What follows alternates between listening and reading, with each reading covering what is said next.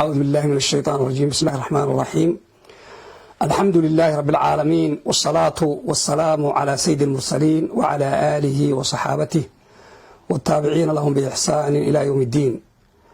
نبي الله محمد صلوات الله والسلام عليه maalintii xajatu wadaac isagoo ka hadlaya dadka muslimiinta ah xuquuqda ilaahay dhexdooda dhigay xadiidkii caamka ahaa ayuu sheegay salawaatullahi wasalaamu calayhi ina dimaa'akum wa amwaalakum wa acraadakum xaraamun calaykum ka xurmati yowmikum haada fii shahrikum haada fii baladikum haada.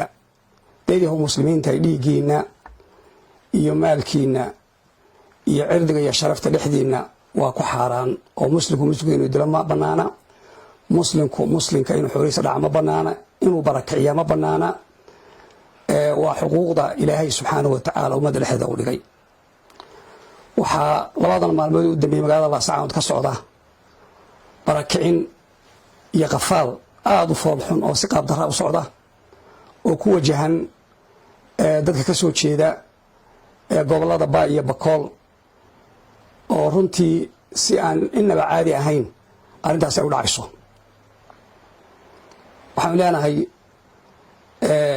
dadkaasi waa dad islaama, dadkaasi waa dad soomaaliyeed, waxay joogaan magaalo soomaaliyeed, waxay deganaayeen taqriiban qaarkood 30 sano ku dhowaad magaalada degan yihiin, waa ku ilmo dhaleen, ganacsi bay ka furteen, ganacsigooda liisankiiba u goosteen, cashuurtii baa laga qaadaa.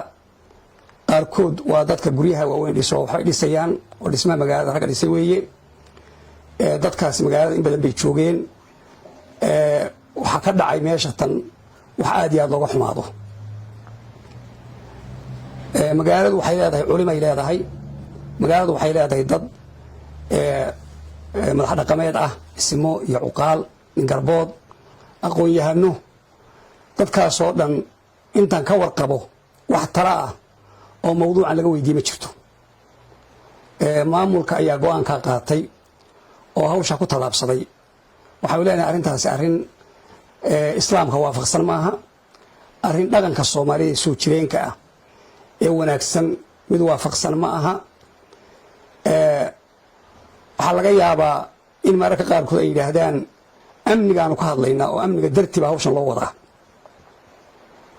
amnigu waa fiican yahay in laga shaqeeyo. amniga waa ka hadlayay magaalada laascaanood, dad badan baa lagu dilay. maamulka dowladdana waa looga fadhiyey inay jawaab ka bixiyaan wax meesha ka dhacay, waana fiican tahay inay arrintaas ku hawlaan.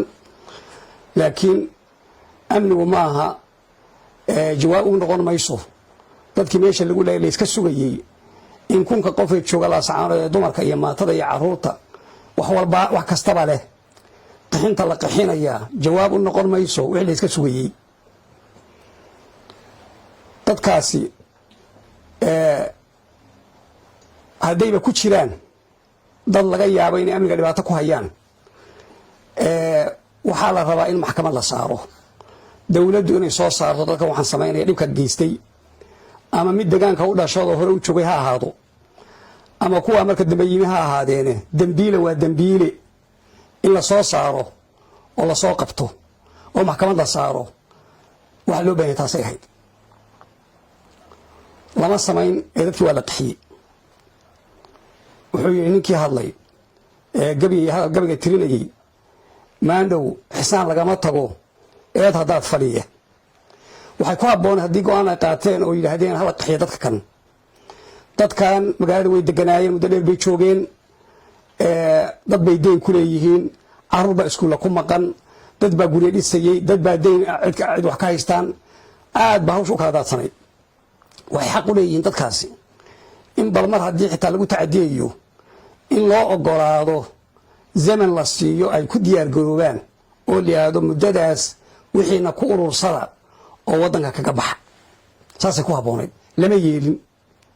waxaan baa u soo jeedinayaa marka koowaad maamulka ragga hawshan ku hawlan ee halka jooga inay arrintaa, waxaa la yidhi caanadaatay dibadooda la qabtaaye, inay ka daba tagaan arrintaa oo dadka muddo siiyaan, kuwii tegena u yeedhaan inay xoolahooda urursadaan oo xoolahoodii dukaamadoodii waxaan kala daadsan muddo ay ku urursan karaan in loo qabto ayaan baaqaasa u soo jeedinaya maamulka ragga jooga halka kana wasiirada ah